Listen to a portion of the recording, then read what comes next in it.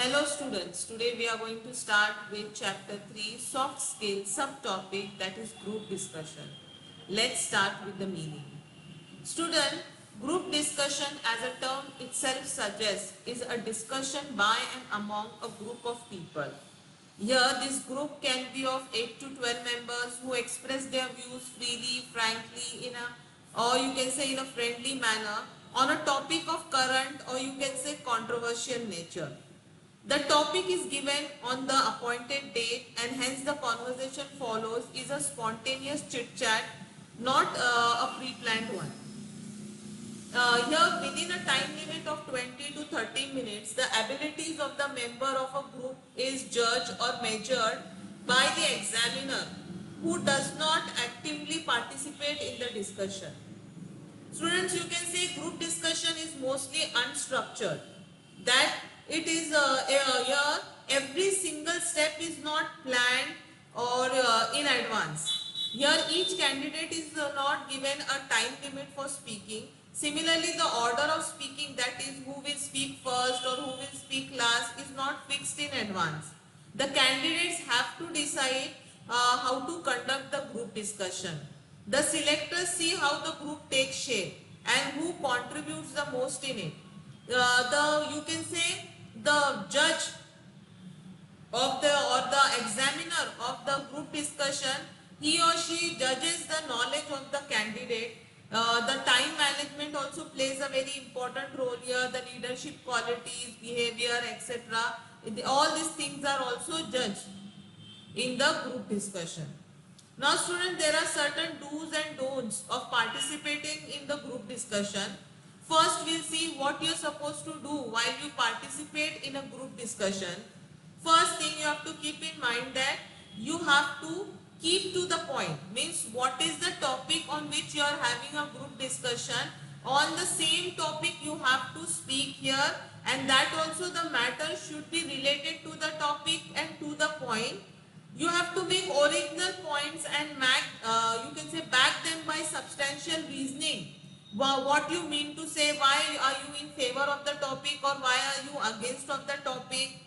If some other member has already made the point you wanted to make, you do not worry. Even here you can either support or oppose. You can say, I agree with my friend or I disagree what my friend says. Like that you can say.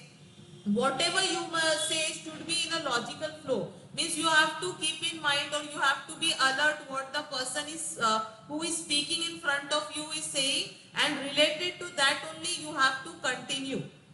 So the flow is very important. You have to make accurate statements. You have to modulate your voice, pitch and tone of your voice. So to make a effective, you can say, or a good impression on the audience or on the judge, show flexibility in your views. Means you should not be very aggressive. Whatever the person in front of you is saying, you should listen to the person. Be considerate about the feeling of others. If possible, make an attempt at initiating the discussion. Not only this, you must talk as much as possible effectively and sensibly to impress others. If you have reasonable doubts, you can ask question also here. Try to get your turn. Don't interrupt here. Wait for someone else to offer you an opportunity to speak. As soon as you find your argument being refuted by someone else, you must try to justify your point here by bringing in fresh ideas or arguments or giving them proof that why are you saying so. If more than one candidate starts speaking simultaneously, you can request for order or appeal for cooperation from the group of members. You should be very active and interested participant. Listen to the briefing examiner is giving. Means whatever the examiner gives the brief, you have to listen to it carefully. While speaking, address to the whole group, looking at each participant in the eye in turn. Be attentive to the person who is speaking in the group. Talk with confidence and self-assurance as a mature person. Sit straight and upfront to emphasize your point. Make use of your hand and facial expression. If the discussion is straying from the topic here, take initiative to bring back it on the track. What you say must be audible and very clear to the group. Your voice must be very energetic and forceful. If the discussion is stuck on one topic for too long, you should try to rectify it. If you find that you have sufficient knowledge of the subject, try to speak first and then speak later. If you have not got chance, then request for hearing.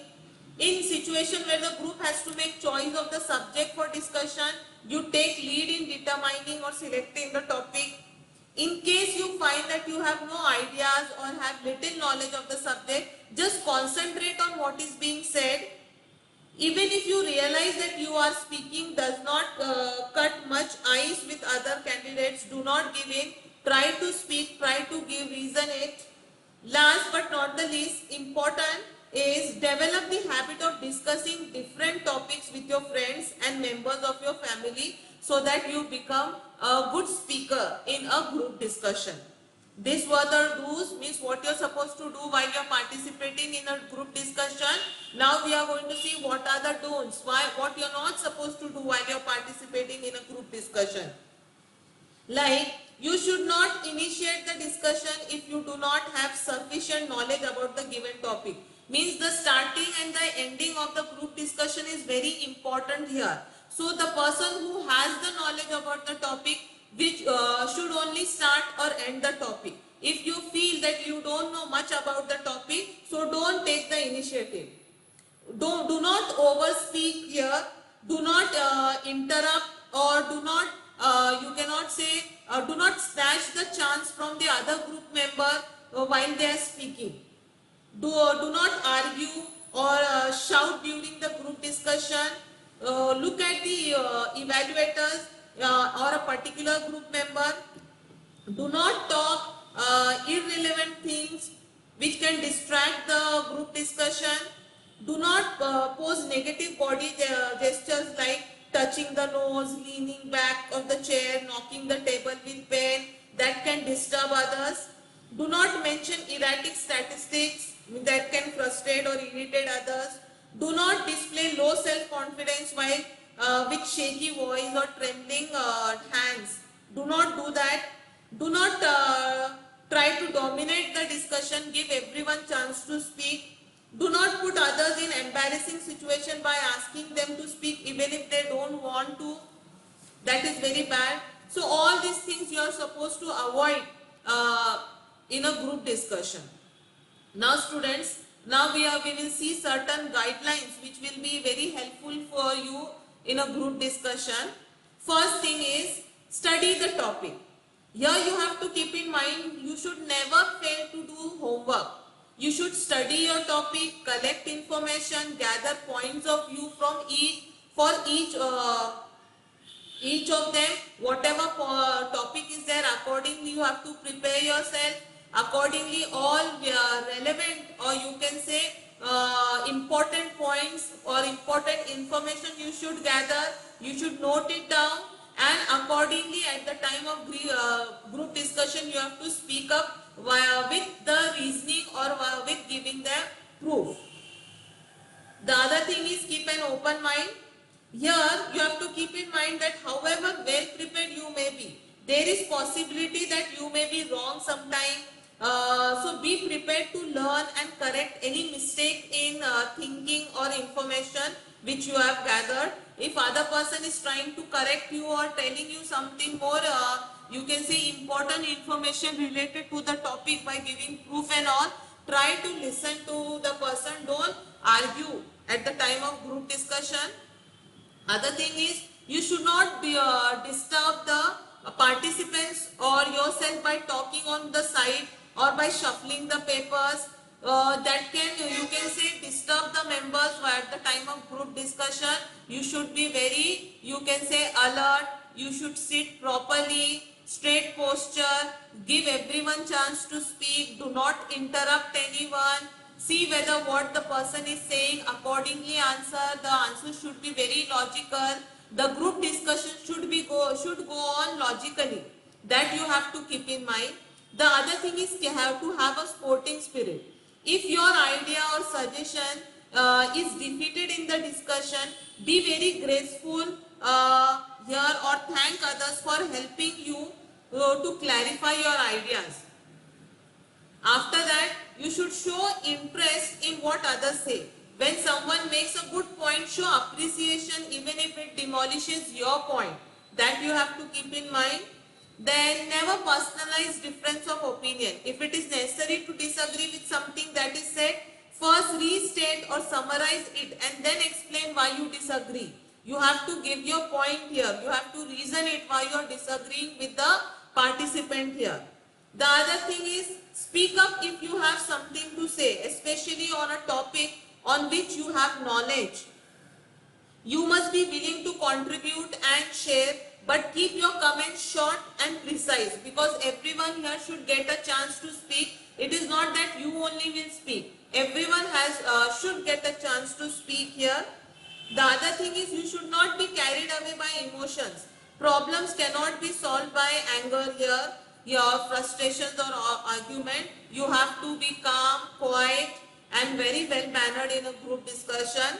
Next thing, you should be willing to examine the ideas which are presented at the time of group discussion.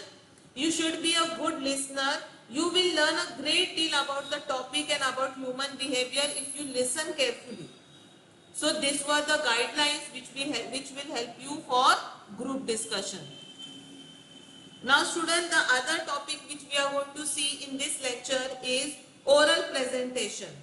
Student, oral presentation is a short talk on a set topic given to a tutorial or a seminar group. It means delivering an address to a public audience. Means here you can say in a meeting, in a seminar, only one person is there who is speaking here, who is giving a presentation here, and the person who are sitting or listening to you are the audience who listen to you very carefully. They listen what you want to say. Here in oral presentation, student, one or more person give a talk to a group or present views on the topic based on their rehearsing or research or their findings here. Oral presentation, it also refers to public speaking or speech making. It is a brief discussion of a defined topic delivered to a public audience in order to impact knowledge or to stimulate discussion. Remember that the skill in oral presentation is as important as effective writing.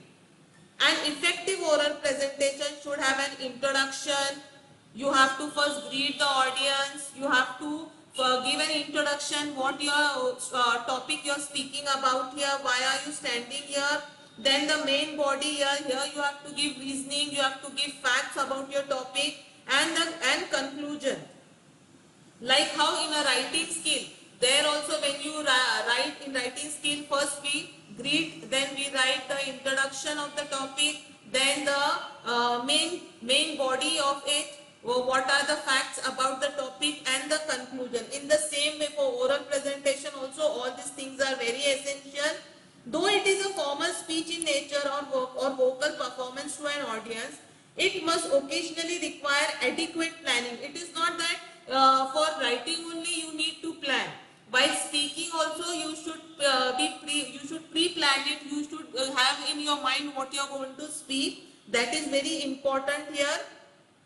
Your voice, your body language, your visual aids such as slide shows to present or illustrate the point more effectively and to achieve the desired result. Means suppose in a meeting or in a seminar you are giving an oral presentation, you have to pre-plan it. You have to keep in mind what you are going to speak, how you are going to start, how you are going to give facts, how you are going to conclude it, and along with that your body language is also very important. It shows how confident or how much knowledge you have about the topic. Then here you can also, to make your oral presentation more effective, you can use slideshows and all, so that the audience or the listeners who are there, they understand what you are saying more nicely. So now students, here there are certain features of oral presentation that we are going to see today. For a successful presentation, here you have to keep in mind that it should have a clear purpose. Means you should know why are you standing there, what you are going to speak on, what is the purpose of speaking, what is your aim and objective, what you want the listeners to understand. That is very important here. Then the other thing is addresses the intended audience at their level. The people whom you are going to address here, they are of particular group. Suppose if you are having a meeting, if you are conducting a seminar, there is a particular qualified group of people who are sitting in front of you. So according to them you have to speak there. You know how much knowledgeable those people are, and according to their level you have to address them. Now the important dignitaries or top management level people are sitting there, and if you are using informal language there, your presentation will fail. So you have to keep in mind, according to the level of the audience you have to speak. The other thing is, it should be very well organized. It should include clear introduction which motivates and previews the talk, and a summary should also be there. Means everything, how you will start, the greeting, then introduction of the topic, then relate the facts you are going to speak on, then how you are going to summarize, then how you are going to conclude, then at the end you have to thank also. So everything should be very well organized, it should be pre-planned. That you have to keep in mind. Other thing is, avoid unnecessary details. Now see, the people who are sitting in front of you, they are very well qualified people, they are knowledgeable people, experienced people, and they are very busy people.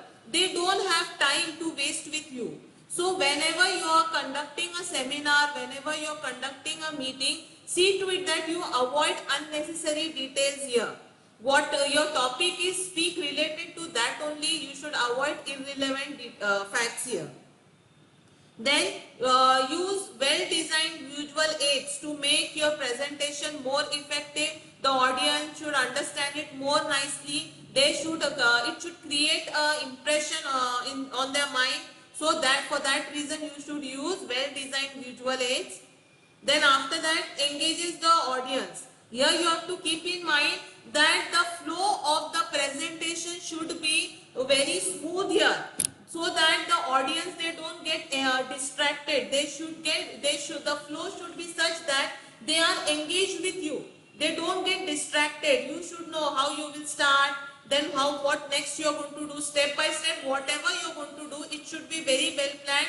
There should be no, you can say, stopping in between, so that the audience get distracted. You should keep your audience engaged throughout the presentation. And you should also keep in mind that it should end on time. It shows your punctuality. It shows how well prepared you are. Time management is very important. It you can say creates a great impact or great impression on the people whom you are addressing here. So always keep in mind, whenever you plan any meeting, any seminar, any speech, time you should keep in mind. You should start on time and you should end it on time. That is very important. Keep in mind. After that, student, we are going to see the format and structure of presentation. First one, here you have to keep in mind, the advanced preparation of the presentation is very important. Advanced preparation and careful planning will prove helpful in making effective speeches. Now we are going to see certain steps which will help you to make your you can say oral presentation more effective. First one is selection of a topic. The first and the most important task on the part of the speaker is selection of the topic. The topic should be very specific. The topic which you have chosen, there should you can say the topic should be such kind of that way on which you can speak a lot, you can reason it, you can provide facts about the topic, so that the audience also or the listeners also find it more interesting. It should be related to the present situation, so that they find it more interesting. After that, state the object. The object may be one or the combination of two or more, such as to inform, to persuade, to influence, or to entertain, you can say here. Here you can say that what is your object? Why are you here? Why are you standing in front of the audience? You want to inform them something. You want to, if you have certain plan or policy in your mind, you want to persuade or you want to convince the top level management to try to implement into the company. For that reason, you are giving a presentation. Or if you want to influence them by showing up them new strategies and all, or if you are just trying, if any event is there, you're trying to entertain them, why are you standing here? In the organization, there are many event takes place, like you can say, if someone is getting retired or if any national festival is celebrated, that time also some people give oral presentation. So for all these things you have to keep in mind. Prepare an outline. The person who is speaking here means the speaker should make a rough blueprint like introduction, body or main theme and conclusion of the speech here, what he is going to speak during the meeting or during the seminar or at the time of oral presentation. Outline is very important because looking at the outline, the person will know what he has to do next. Sometimes what happens, we miss the track here. So if the outline is there in our mind or if it is written down on the paper, if we just have a glance over it which is there in front of us, we can continue with the speech here. So it is very important. Then next thing is narrow down the scope. Now in a speech related communication, skills like speaking skill, writing skill or listening skill should be specified here.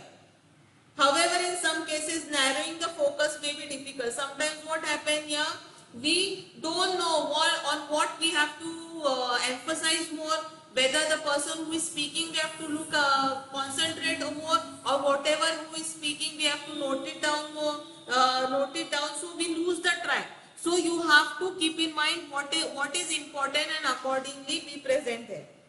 After that, locate material and data. Whatever the presentation you are giving here, collect information from books, documents, speeches, magazines, reports, etc.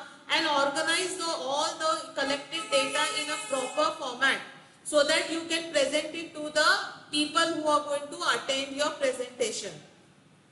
Then after that, prepare a rough draft and revise it. Means it is not that you have collected the information and you are just going and standing in front of the people here. Once you collect the information, you have to organize it logically and you have to prepare a rough draft of it and then practice it first. How you are going to speak in front of the people here, and then the final presentation can be done. Because here you come to know your drawbacks here.